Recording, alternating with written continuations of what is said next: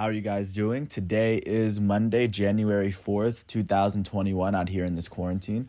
I'm James Sims, and for this episode of The Elite, I'm going to do another individual profile because I've been doing them on everyone's birthday just to kind of space it out, make sure that I do everyone's profile thoroughly. Today, I'm going to cover Kris Bryant, who turned 29 years old today. He is the starting third baseman, and sometimes he plays outfielder for the Chicago Cubs from Las Vegas, Nevada, and as of right now, I think he has a very unique resume that kind of puts him into one of the best players in Chicago Cubs history, especially. But I'm just going to walk you through everything that Kris Bryant has done in his career up until now, and kind of given my justification as to why I believe that he is an elite athlete that many people should watch going into this 2020 year. So, of course, starting off, Kris Bryant is now 29, but of course, he got his start in Las Vegas. And initially, after getting drafted in the 18th round out of high school, he elected to go to the University of San Diego. And after 3 years of playing at San Diego, he established himself as one of the best one of the best college players in the nation. He led the nation with 31 home runs in his junior year, the most home runs hit by a college baseball player since they switched to the BB Core composite bat in 2011. So, historic hitter. And then he was taken second in the 2013 draft by the Chicago Cubs because the Astros selected Mark Appel. But he was eventually picked second overall, and he got his start in the Chicago Cubs organization. He was initially called up in 2015, and his first full year with Chicago, it would be a very historic season for him, actually. In his age 23 season, he would play 151 games in a season with the Chicago Cubs, would make the playoffs for the first time since 2008. So, of course, that's 6 consecutive non-playoff seasons. This season, they would finish 97-65 with the third best record in the NL Central. In this season, Kris Bryant would finish with 154 hits in 151 games, more hits than games played. 87 runs in that time, which is a very impressive amount of runs for a 23-year-old rookie. He finished with 31 doubles, so the first time he'd have 30 doubles. He'd have the most triples in his career, his rookie year in 2015. He finished with 26 home runs, 99 RBIs. He'd lead the league in strikeouts with 199, and he's never had as many strikeouts nor led the entire National League in strikeouts. But he was still finished with a 275 batting average and an 858 OPS. He would finish 11th in MVP voting. He was named an all-star at the position, and he was named the Rookie of the Year in the National League in his very first season in the league. And then that season in the playoffs, they would end up beating the Pirates in the wild card. They would lose to the Cardinals, or they would beat the Cardinals in the DS, but they would lose to the Mets in the NLCS. The Mets went to the World Series and then would lose to the Kansas City Royals. But that was his first season there. That's when Jake Arrieta won the Cy Young and Joe Madden won the MVP, or the Manager of the Year. And then in 2016, I would argue was Kris Bryant's best year to date, but this would be his second year in the league.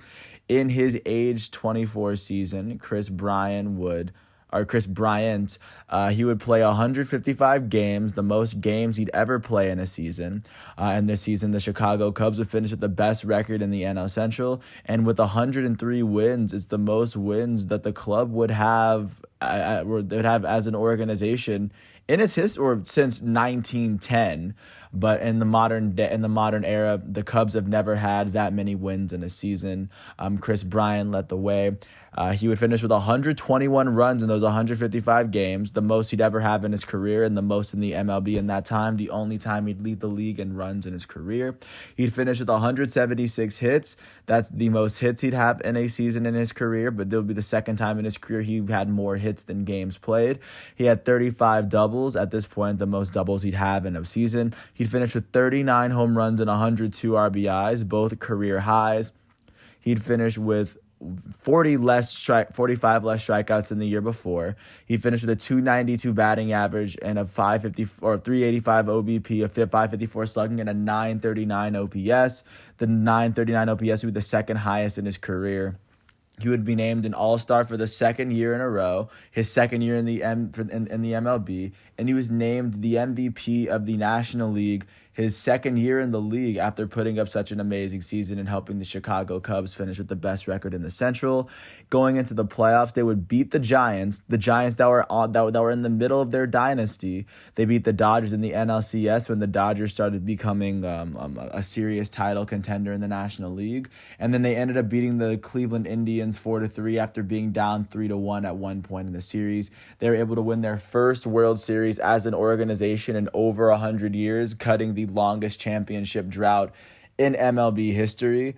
But big win for the Chicago Cubs, and of course Kris Bryant was named the MVP. Ben Zobrist was the World Series MVP, but of course Kris Bryant was the best player on the championship team in his second year of playing in the league, which is to show that's what Kris Bryant was at his best. Jumping into 2017, Kris Bryant would play 151 games in the season with the Chicago Cubs, would finish with the best record in the NL Central for the second year in a row. They'd finish with 92 wins, the third most amount of wins that they'd have since he was there. But of course, he'd still make it to the playoffs, so it doesn't matter in the end. In the season, he would finish with 162 hits in those 151 games, once again finishing with more hits than games. He finished with 111 runs, which is the second time in his career he'd have 100 runs in a season. He had 38 doubles, the most doubles he'd have in a season. He had finished with 4 triples, which is the second most amount of triples he'd have in a season, 29 home runs, 73 RBIs. He would have finished with a 295 batting average, which is the highest batting average he'd have in his career. And with a 409 OBP and a 537 slugging percentage, he finished with a career high 946 OPS in a season. And he would finish 7th in MVP voting, as the Cubs weren't as good in 2017 as they were the year before. He'd miss out on his first All-Star game, even though he was putting up similar All-Star numbers, but his home runs and his RBI numbers weren't there. Going on into the playoffs, the Chicago Cubs would beat the Washington Nationals in the NLDS, but they would lose to the Dodgers in the NLCS. The Dodgers would go to the World Series and eventually lose to the Astros, but that was that season. But Kris Bryant would still have an amazing season, even though he wasn't named an All-Star. And then in 2018, Kris Bryant would play only 102 games of his age 26 season, and a season where the Chicago Cubs finished with the second best record in the NL Central, and they lost in the wild card round to the Rockies. But Kris Bryant missed a lot of those games because he broke his hand sliding into first base. An injury, he says, baseball hasn't really been the same for him since. But he's still, in those 102 games played, he finished with 106 hits, which is more hits than games played, for the fourth time in his career at this point. He'd finished with 59 runs in those 102 games, 13 home runs, and 52 RBIs. He would finish with a 272 batting average, at this point the lowest he'd have in his career, a 374 OPS, 460 slugging. He finished with an 834 OPS, the fourth time in his career he'd have an 800-plus OPS. And with this season, it would kind of be a lost season for the Cubs and for Kris Bryant, as he was injured, and the Cubs didn't even make it out the first game of the playoffs.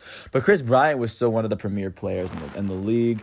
And in his next full-ish season in 2019, his age 27 season, he would play 147 games in a season where the Chicago Cubs would miss the playoffs with an 84-78 record. They would finish third in the NL Central. This will be the only time in his career that he missed the playoffs since he's actually been a member of the Chicago Cubs roster. But in this season, he would finish with 153 hits in those 147 games. He finished with 108 runs. He finished with 100 runs for the third time in his career, which is a very tough feat to do in your first 5 seasons. He finished with 35 doubles. The fourth time in his career he had 30 doubles in his career, in a season. He finished with 31 home runs. The second time he'd have 30 home runs. He finished with 77 RBIs, the third most in his career up until that point. He finished the season with a 282 batting average, which is his third best of his 5 seasons at that point, in the middle. And then he finished with a 903 OPS, finishing with a 900 OPS for the third and most recent time in his career. And he would get named to his third All-Star in his 5th season in the MLB. Even though the Chicago Cubs didn't make the playoffs, Kris Bryant was slowly returning to the all-star form that he was very, very used to.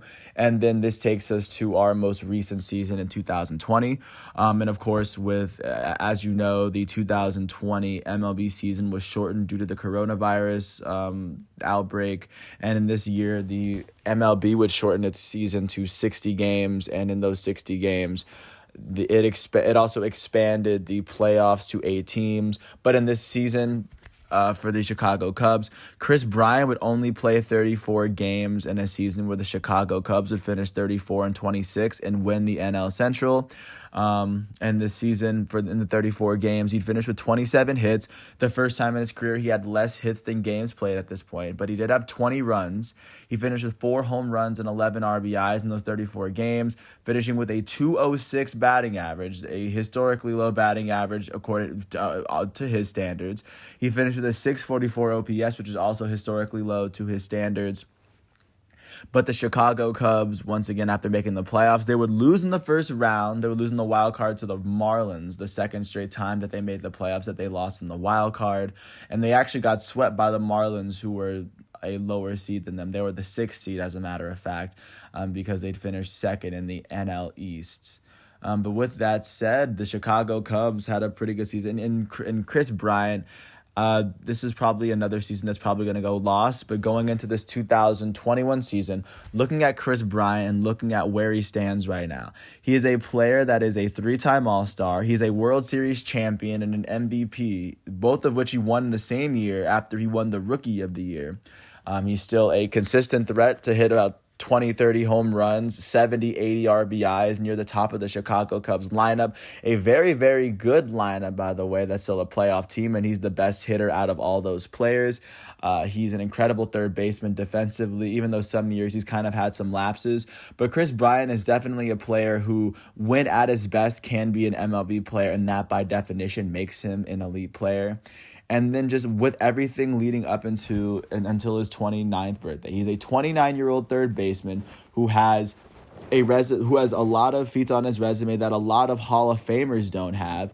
He currently is batting .280 in his career. He has 778 hits in 740 games played, along with 142 home runs and 414 RBIs. And considering he's only 29, I think he has at least at the most maybe a good decade left in him. So going into 2021, I do believe that Kris Bryant is an elite third baseman, and I can't personally wait to see what he does this season for the Chicago Cubs, because you can never rule the Chicago Cubs out of the playoff picture as long as Kris Bryant is in it. Because as many of great Cubs there have been in the MLB, Kris Bryant was the only one since the first decade of the 1900s to take the Chicago Cubs to the championship and win while in his MVP season. So I'm never going to count Kris Bryant out. With that said, I want to thank everyone for listening to all 13 minutes of this piece. I do think Kris Bryant is one of the best players in baseball, and if you're like a Chicago Cubs fan, or if you want to watch more Chicago Cubs baseball, I implore you to. Kris Bryant is a very brilliant baseball player, and going into 2021, I think that Kris Bryant is a player that's in the midst of an amazing career. I think he still has a lot of his best baseball left ahead of him. And like I said, like I've said for 20 million times, I can't wait to see what he does. With that said, happy 29th birthday to Kris Bryant, the Cub who won, wearing number 17 for the Chicago Cubs. I hope all is well, and I want to thank you for listening to my piece. Peace out.